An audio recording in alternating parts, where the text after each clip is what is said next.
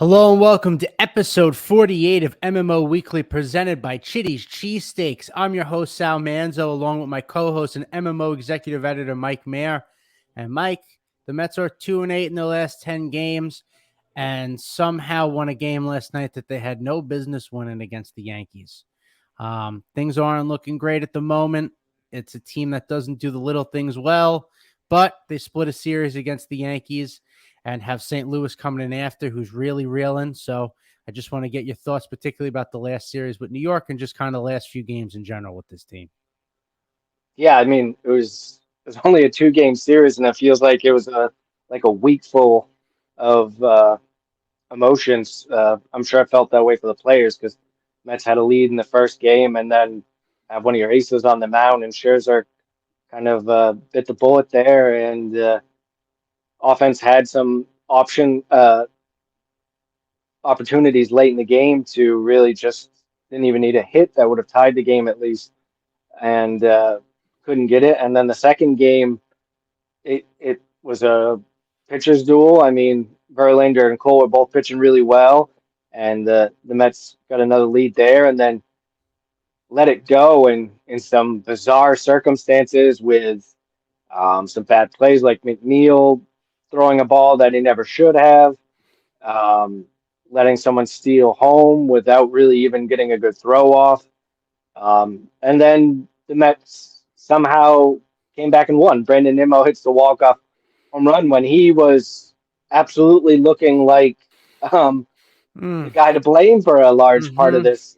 In the first game, he had a very catchable ball that ended up turning into a run. And yesterday, he had a base running blunder that would have had the bases loaded with a chance to take the lead there in that game. So yeah, then Nimmo gets the walk up, and I mean, I don't think I'm being dramatic by saying that that home run might have saved Buck's job at least temporarily. I mean, this was a team that was very close to being what 7 games under, Mm-hmm. um, having lost two pretty embarrassing games at home to the Yankees. And Steve Cohen can say what he wants, but these games certainly mean more. Sure. Last night was the fifth largest crowd in Citi Field history.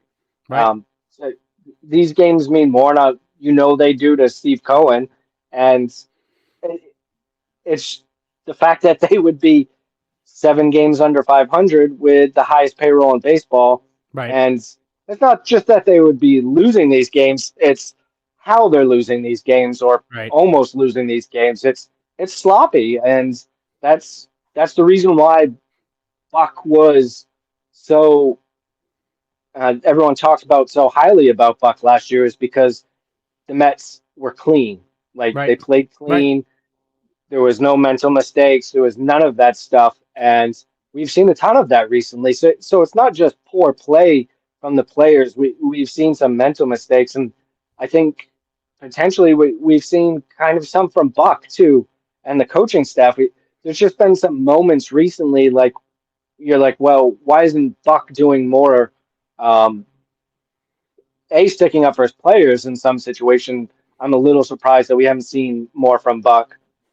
He didn't really stick up or get into it with the umpires when the whole Scherzer thing happened, and then when Drew Smith got thrown the other day too. Mm-hmm. It just felt like this was a kind of I'm not a person where you just have to be rah for the heck of Mm-hmm. it, but it certainly felt like a situation where you should probably stick up for your player because Drew Smith hadn't even thrown a pitch yet.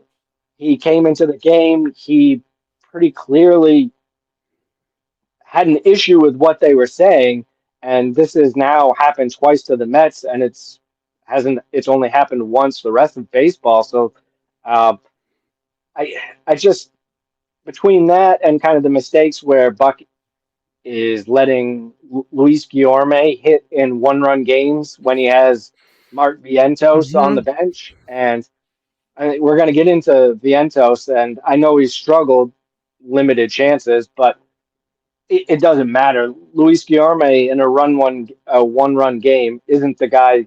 He's the probably now that the Mets don't have Nito on the roster, he's probably the least person you want up there just because he has no power. Yormay doesn't have power whatsoever. He's never possessed it, and he's shown even less this year. So to have him bat in two situations and almost in back-to-back games where he was the tying run when you had Vientos as the option is just mind-boggling. It doesn't make any sense whatsoever. So it feels like the more the season kind of unravels for the players and from a win-loss standpoint, that Buck is just he's I don't know if it's starting to get into his head and he's starting to kind of worry about it, or he's just kind of in this fog too, because that's how the team's playing, right? Is that they're making mistakes, like their head is a fog, and it looks like it's catching up the Buck at least a little bit because it's sloppy all around. Yeah, I mean, there's a lot to unpack, right? And I want to get into Scherzer's struggles and talking about that, but I feel like I have to harp on the same thing as you, is that they just don't do the little things well. Like you said, last year to this year, it's a complete 180, and not for nothing. Again, that's supposed to be Buck's MO. It's tight, fundamentally sound baseball. And last night there was about 5 plays, man, that it wanted me to pull my hair out. You talked about Nimmo, right, in that 8th inning. Getting thrown off the second. Listen, it goes without saying you need to be looking up and you have to look at the base runner ahead of you. We know that. But also on the flip side of that, it again going to sloppiness with 2 outs and a runner on second base. I know that the left fielder might have been playing shallow, but I was surprised as anyone that Joey Cora didn't send Vientos there with 2 outs. That didn't make sense to me either, with the game that was tight, with an offense that wasn't doing much. It would have made sense at that point to push the envelope. Obviously, we know it wasn't a good throw to begin with. He would have probably been safe, but it's double folded. Like you said, it's just everybody seems to be in a fog from the Well, coaching staff down. to that point too is you have to realize that Brandon Nimmo has had Joey Cora as his third base coach for over a year now, Mm-hmm. and he knows like what you're talking about is Joey Cora is always aggressive Right. in those situations. He's Sure. aggressive almost 100% of the time. And he was actually waving Viento super late on that play, too. So people have gotten on Nimmo a lot because, again, yeah, he should have his head up, but that's on Cora, too. Yeah, Cora should not have been waving Vientos that late if he was then going to hold him. And again, tendencies of coaches. right. Nimmo knew that there was a really good chance that Cora was Sure. going to send him. And the one time he decides to hold him up. So I think, yeah, you have to put blame on Cora there too. And I think I forgot to mention it. Steve Cohen hadn't tweeted since May 17th. Yeah. And then after the game last night tweeted, that was a crazy game. Too many mental mistakes, but I will take it. Yep. I mean, you don't want to read into things, but that's clear frustration from the owner. Sure. That, hey, we just had a monster win against the Yankees on a walk-off that we really needed, but he still felt it important to mention that there was mental mistakes. And when that type of stuff happens, we know who that falls on. It falls on the manager. Yeah, and another thing too, going back to little things, going back to an inning where IKF stole home there, that's two-folded also. Brooks Raley, if you're going from the windup there, you got to give one look. You got to make him know that he's there to keep him honest. And another thing, and you could say maybe you don't know from sitting at home, but one thing I will say, ESPN is great as far as we're picking stuff up on their mics. Nobody's talked. Everyone was dead silent when he stole home. And that's the makings of a bad baseball team. I don't want to keep harping on that, but it's just the little things. Also, Starling Marte earlier in the game, airmailing a throw to third base where he had Trevino dead to rights. It's just these little things. Also, the game-winning run. Nimmo hits that ball. You thought it was at least going to be a double. It was over his head. Escobar barely scored. He was standing at second base. I understand. It's like he didn't know where the ball was. It's just that fog is a good word, I guess, to say. But it's a complete 180. It's like, I don't even know how to describe it. I know it's a different group than last year to this year, but fundamentals are fundamentals. And, even if a team is struggling at points, you work on that even during the season if you have to. It just kind of feels like everyone's waiting for the back of everybody's baseball cards to show up. And it ain't happening right now. It's June. It's the middle of June. Right now, you are what you are, and you're not a good baseball team. And to your point, just about Buck and his job. Listen, you and I were never the biggest fans to begin with. Last year, I think he overachieved, especially with the bullpen, with Diaz being the best closer in the sport. It made him look a lot better than he did. We've talked about that at length. Players seem to like him. That was, one positive about him. I thought, with that group of veterans last year, it worked well. But this year, it just he does not seem to be the guy for this group of guys. Seems like almost a Terry Collins would be better for this group, that at least could light some fire, and the whole you hit, you play thing. It would be nice with Buck. He doesn't have a choice now with Alonso out. Like you said, he's got to play guys like Vientos, younger players and stuff. But even that being said, I would like to say, I don't think that Steve Cohen is someone that bails on commitments, bad or good. I think he's someone that, at least in the short term, sees things through. I don't see anything happening during the year to Buck or Epler. I think in the offseason, something could change. And obviously, we'll talk about David Stearns maybe finally getting hired after what feels like a 5-year chase. We'll see if that actually happens. But I don't see them continuity-wise. Just I think he feels it would probably be a bad look. It is a veteran-laden team. Guys like Lindor and Duck and stuff like that, I think, do like Buck also. So I don't see that happening. I understand they're playing like trash and they're playing uninspired baseball. Was talking with friends calling it gutless. I don't know if I could argue with that at the moment, but stability wise, I just don't think Cohen's the type of person to make a decision like that out of emotion right now. I think he would see it through the season, and we could see things happen in the offseason. I mean, I would imagine no matter what, you're going to see things happen in the offseason, but I would be surprised, even the way things are going, if Buck lost his job during the year. Yeah, I've always felt like kind of what you're saying, that Cohen is not the type that's just going to make a quick reaction. But I also think Cohen is the type that isn't afraid to cut his losses either. But like you said, you're in a tough spot. I think within the year, the manager is the easier one to fire because you have a guy that slides right in, like you have right now. It would be Eric Chavez, I think, is a pretty obvious choice. Or you could go to Joey Cora if you want to, because he's had some managerial experience in the minor leagues and he's interviewed for a lot of those jobs. So you have a couple of options there. And I think, we're kind of at that point. Like, this is typically middle of June, late June is typically where managers get fired for teams that want to compete. Like, this is where owners, GMs try to fire the manager and light a fire, or just want a change to see if that's going to do anything. This is typically when it happens. So I think if we don't see anything the next couple of weeks, I think Buck's safe, and then we get to the end of the year. And I think, for me, when I would place blame on this team, and you know that I've had issues with Buck since they hired him, but for me, I still think there's more of this on Epler. Sure. I think there's far more issues, and there's a lot less of a track record with Epler too. Look, Buck's never won a World Series, but he's managed for a long time. He's had a lot of winning seasons. Epler has not been a GM very long, and he hasn't really had any success as a GM, really.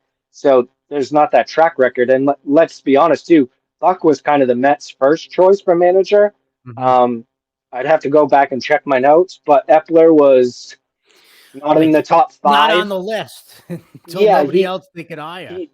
He was on that second or third list of people. But I think we're at the point, too, where the draft is coming up, and I've heard Epler is going to be more involved in the draft this year, and the trade deadline's coming up. And so you've got Epler, and it's not just Epler. He has 3 guys that he brought with him from Los Angeles that are in the front office, too. So you've got Epler and those 3 guys that are prepping for the draft, and they're prepping for the trade deadline. And if you get rid of Epler, you're not going to keep those guys he handpicked to keep with him either. Sure. So you're kind of really crippling the front office during the season if you fire him. So I think that's even less likely for them to fire Epler during the season. I think it's far more likely once the season's over that Epler's gone. I always felt like his job was in jeopardy almost regardless of what happened this year. I thought pretty much outside of the Mets winning the World Series or getting to the World Series and playing well,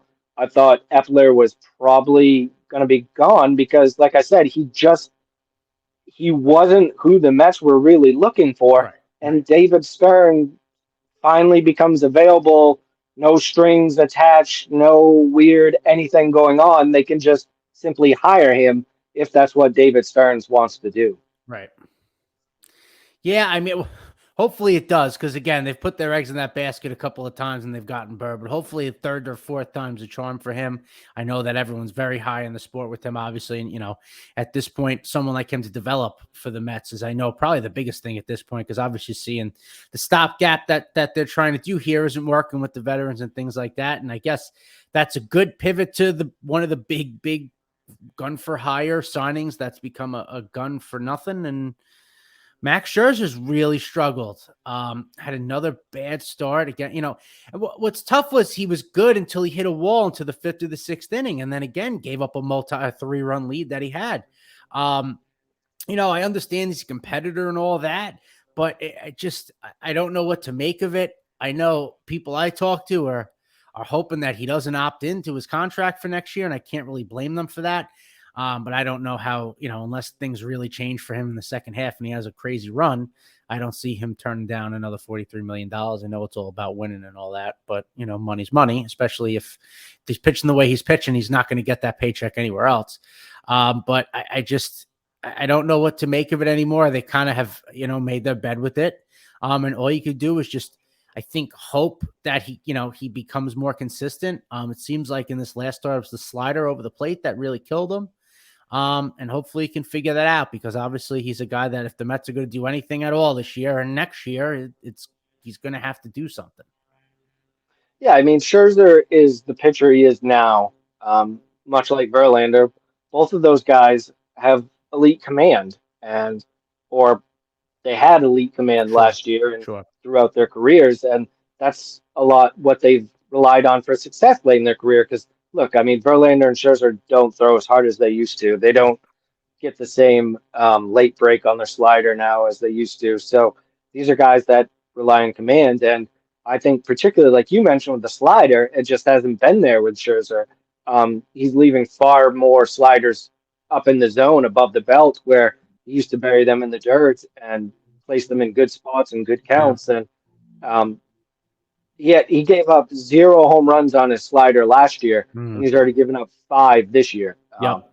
Just the home run total in general. I mean, last year he gave up 13 in 145 innings, and this year it's 10 in 56 innings. So I mean, he's on pace to, if he pitches the same amount of innings, give up 27, 28 home runs, almost doubling or more than doubling his total from last year. So yeah, I mean, the Mets aren't going anywhere unless Max Scherzer has a better ERA than 4.45, and unless Justin Verlander has a better ERA than mid fours like his is now. At least Verlander pitched really well in that second game. He looks really good. His fastball looked better than it had previously.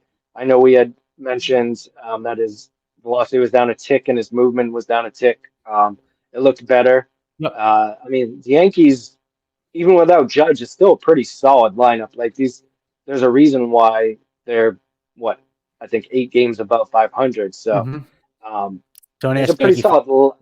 Yeah, there's a pretty solid lineup, and he pitched really well. He gave up 1 run in 6 innings. I mean, that's pretty much what you're asking an ace to do in today's baseball. So you can't complain about that. It's just it'll be about consistency with Verlander, just like it has been Scherzer.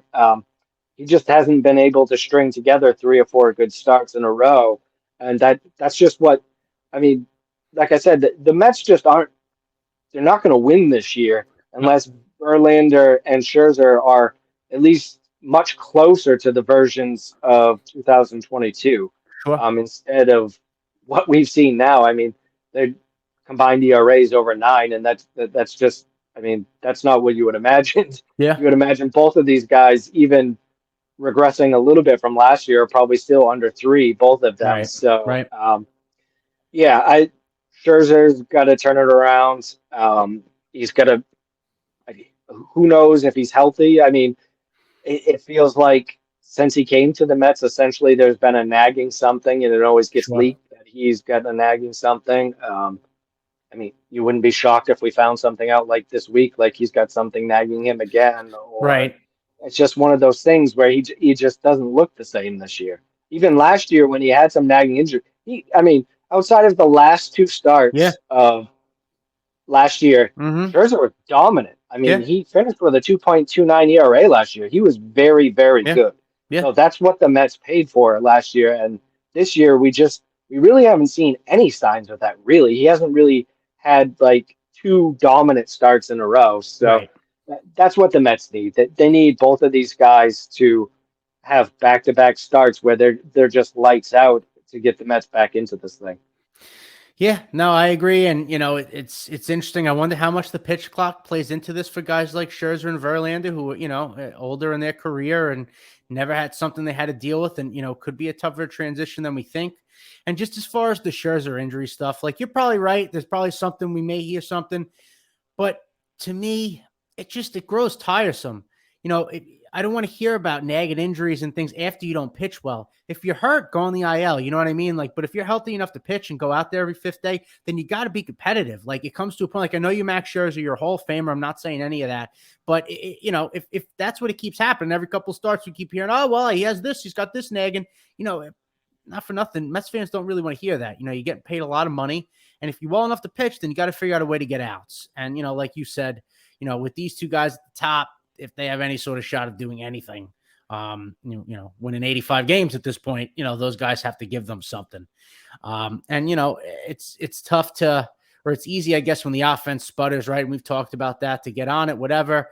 Alonso being out, you're going to have to give a little bit now, and the pitching's going to have to step up. That's what's going to hold them back ultimately. We've talked about it between the starting rotation and the bullpen. That's what's ultimately going to hold this team back this year. And if I'm the Mets, like I've said, basically any pitcher that's out there, any pitcher that's been DFA'd, cut, whatever it is, you should be bringing every single arm possible and throw to a wall, see what sticks. At this point, that's what for rotation wise, and especially the bullpen. It just Well, I mean, seems I think that's a good segue to talk about Jose Quintana, the sure. fact that he made his first rehab start for the St. Lucie Mets the other day. Pitched an inning in the third, got up to 26 pitches. So, I mean, it was minimal, but Yeah, it's just, I mean, just great news that Quintana's back on a baseball field, sure. and the fact that he's getting ready. I mean, that's maybe 4 or 5 more rehab starts, and then you Yep. can talk about him entering the rotation. So sometime after the All-Star break, I think gets you there, and that's just a good sign for the Mets. Like you said, you're always looking for pitching, and even more so that time of the year, you're always looking for pitching. So the Yep. fact that you can kind of hopefully pencil Quintana in to slide right into that rotation, I think is a really good spot for the Mets to be in, because they need some options at least. I mean, at this point, I don't want to put him down, but Tyler McGill just doesn't look like he's a big league starter right now. But the Mets also don't have they don't have many options Right. because David Peterson has not been good. Mm-hmm. Again tonight, he's pitching in AAA and gave up 4 more runs in his outing, and his AAA ERA is right around 5. Casey has been fantastic his last 2 AAA outings.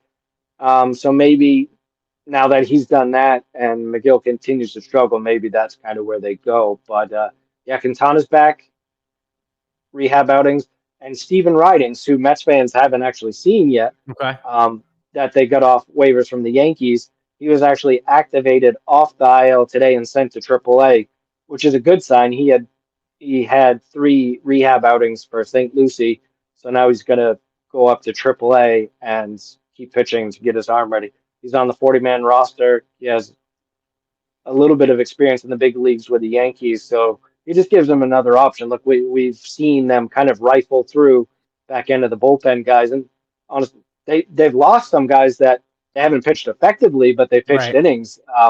Nagosic refused his assignment and decided to become a free agent, and the Mets released Tommy Hunter. So Right. that's 2 guys off the depth chart. So it's good to have someone like Ridings getting ready to step up and potentially be an option soon. So um, depth in the pitching department is always a good thing. And on that note too, want to mention that the Mets' top pitching prospect, Mike Vassell, was Mm-hmm. promoted to AAA, Yep. and he will make his first AAA start this weekend. So Mets fans' eyeballs will certainly be on that now that he's in AAA. And like I said, McGill's struggling because he's just one step away from the big leagues. And I mentioned this all year that I thought he was going to pitch in the big leagues. So this is just him getting closer to that. Yeah, absolutely. I mean, at this point, he's absolutely going to be making, whether it's one or however many starts in the big leagues this year. Mets fans are going to see him, and you hope for the best for him in AAA, and when eventually he gets called up here. But just to kind of put a bow on the pitching side, a couple of names I just want to throw at you as far as some guys that would be rentals, they're free agents at the end of the year, that aren't pitching great, but could for the rotation wise maybe be a boost. John Flaherty on the Cardinals, Lucas Giolito on the White Sox. I think I start thinking about guys like that are on shorter deals. Maybe you don't have to give up as much. Someone threw Shane Bieber at me, which I think is an interesting name because he has control, but I wonder how much the Mets would want to give up from the farm, especially because they obviously want to keep building. So I think the other two guys, again, you might be able to get them for less and talk about that, throwing a wall, see what sticks. Maybe one of those guys gets hot and kind of help you ride that rotation. I'm just kind of curious of kind of veteran arms like that, what you thought of. Yeah, I mean, I think we're still probably like a month away Yeah. from any real um, opportunities Mm-hmm. even to get those type of guys. But yeah, I think obviously part of it'll play into it, like how Carrasco keeps Sure. pitching, how Quintana keeps pitching, if Quintana comes back pitching healthy, because um, if that does happen, then you don't really need to. I think the Mets' focus would be more into the bullpen Sure. and obviously maybe finally adding that power bat for DH if it's still needed, because that's certainly something that they've just lacked. And I think that's a really good segue to talk about Mark Vientos Mm-hmm. and kind of where there's there's seemingly no plan for Mark Vientos. When Alonso went down, it felt like the assumption was like, oh, hey, this is finally the time that um, Buck and the Mets front office don't really have a choice. Like, put Mark Vientos over at first base. That's where he's played most of this year. Right. Canna can play first base, but I mean, he doesn't have a ton, he doesn't have much more experience than Vientos does at first base. So that just felt natural, and it's still not really happening, and that this is with Vogelback taking a mental break. Yeah. So um, Vientos has played in 4 of the last 8 games, and 3 of the pitchers they decided to start him against were Spencer Strider, Garrett Cole, and Mitch Keller, 3 of the best right-handed pitchers Right. in the major leagues. And that was supposedly part of the reason why Guillorme was hitting in those games, is to protect Vientos from facing righties. And then your 3 of his last 4 starts are against 3 of the best righties in the league. It That just screams that they just don't have a plan, Right. and they don't have any sense of. I mean, they certainly don't have any confidence in Vientos. Yeah. They've made that pretty clear. Which, look, Vientos hasn't. He's been bad, but I just don't know how you can judge it, because we're talking about 40 plate appearances Right. over like a month. Like no one's going to be successful in that situation where not only are they getting sparse playing time, but then when they do get played, um, it's not in favorable matchups for them. Right. Like, oh, hey, kid, you've played once in the last 5 games. Go hit Garrett Cole. Right. It it just and he did. He hit a single up the middle that was 114.9 miles per hour. It's the second hardest ball that Cole's given up in his career. Mm-hmm. So, I mean, he showed you a little bit of what he can do. Right. He also walked later in the game in a big spot when they needed a base runner when they were coming back. So it was a solid game for Vientos. I know he had some footwork issues at first base. I mean, but clearly he's not a Gold Glove first Right. baseman. Right. Mark Hanna isn't either. Mark Hanna's had some interesting plays over at Mm-hmm. first base too. So they're kind of mix matching over there what to do. But if Vogelback's not an option right now, which the Mets have said he essentially isn't, Vientos just needs to play like 6 straight games Right. or even more. But I mean, that would be a good start because he's not playing more than like back-to-back. You're not even playing Right. back-to-back games. Right. So at least give him a stretch, a handful of games just to see where he's at. And then you figure out what's going on because you need to. Like I said, they haven't had any power from the DH spot. And that's Viento's his best tool. That's his Mm-hmm. best tool as a baseball player. So find out if he's going to be a low average but high pop guy in the big Right. leagues. Like that helps the Mets right now. Even you, I mean, sure you would like to have him hit for average too, but they need power, and Right.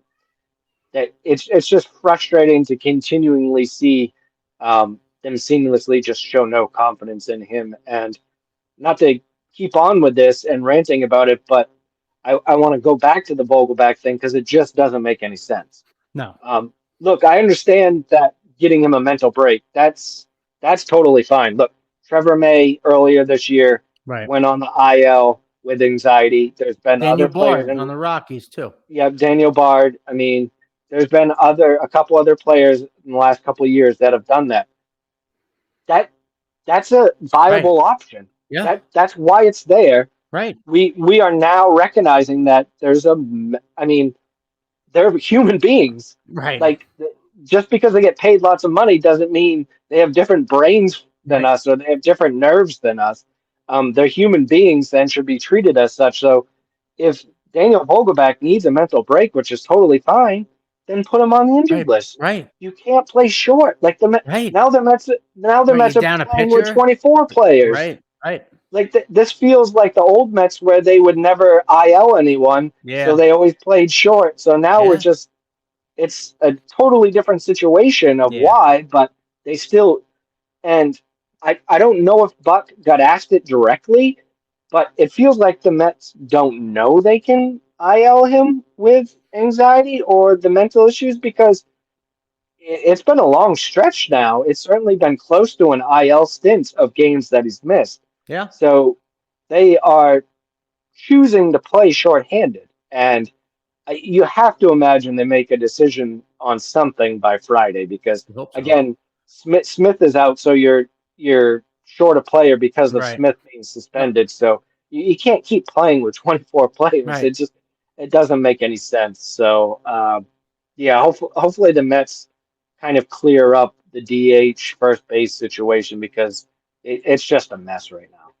Yeah. Yeah. No, you brought up exactly what I was going to say. It doesn't make a whole lot of sense. You put him on the IL, you get a roster spot back. Doesn't seem that hard, but I don't know.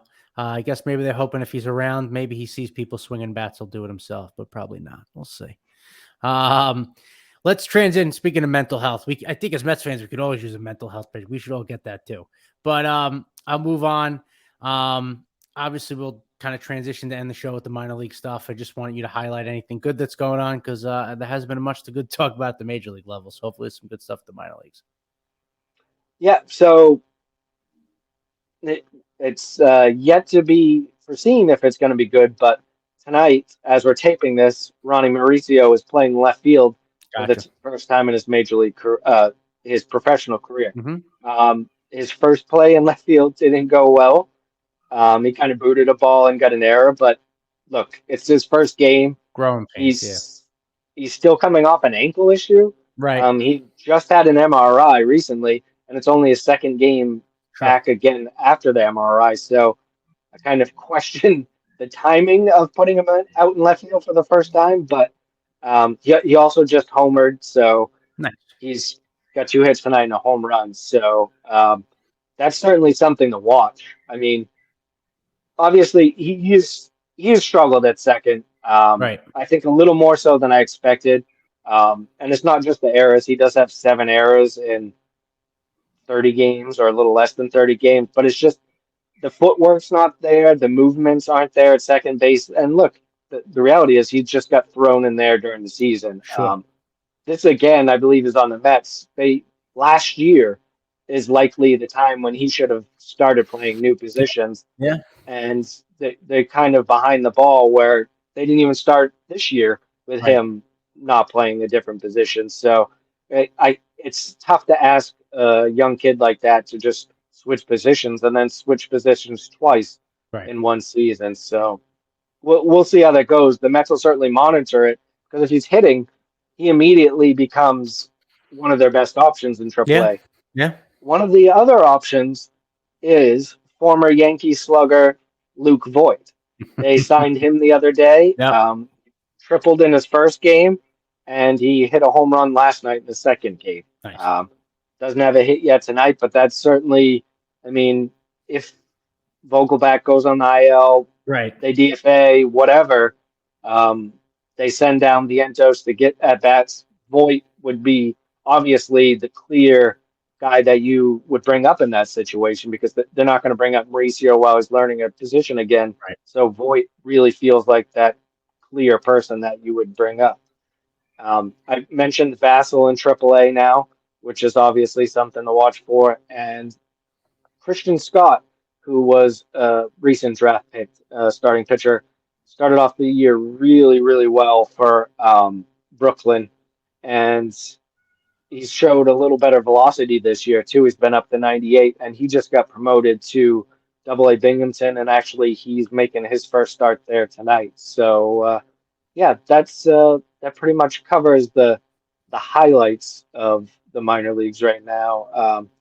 Jake Jake Reimer, 19-year-old kid in Single A. He's been really hot lately. He's been playing third base and first base, and he's a guy with a ton of raw power. But he's actually walking a bunch this year too, pretty much as the St. Lucie Mets cleanup hitter. So he's creeping in. I already started thinking about my top 30 prospect update for this year or this month because I'm doing updating it every month, and he's pretty close to the top 10, and he might Well, sneak into the top 10. So that pretty much covers that. And there was one other thing I wanted to mention before we got off the air, and there's actually something you brought up pre-show that sure. we're going to talk about, but this is something different. It was Matt Harvey. He was at City Field the other night, Yep. and it was just kind of cool to see. Folks don't know Matt recently retired from baseball. It came out today from the New York Post that he's working in real estate, Yep. and it was just nice to see Matt at a game, just Yeah. kind of relaxing, having fun. I mean, for him to be able to feel comfortable that he could come to City Field in that situation, I just think is a good thing because look, there's not too many people in baseball that have had the very highs and very lows in a short Sure. period that what Yeah. he went through. So it's good to see Matt has found a good post playing career, and it was good to see him at City Field. Yeah, absolutely. Look good. Look, I was having a good time, like you said. I follow him on Instagram and stuff. Looks like he's playing a lot of golf and enjoying the retired life. So good for him. You can't ask so much better for that. And to end the show, like you were saying, Mike, Mesmerized Online has an official TikTok account now. So be sure to follow us on there at Mesmerized Online. You'll be able to find clips of our shows every week on there, along with the original content that we're going to be putting up as well that we're excited for. So please follow that, along with following us up on YouTube as well. But that's going to do it for the show this week. We'll catch you next week after the Cardinals and the Astros series. Oh, boy. Hopefully everything goes okay between now and then. But until then, guys, let's go Mets.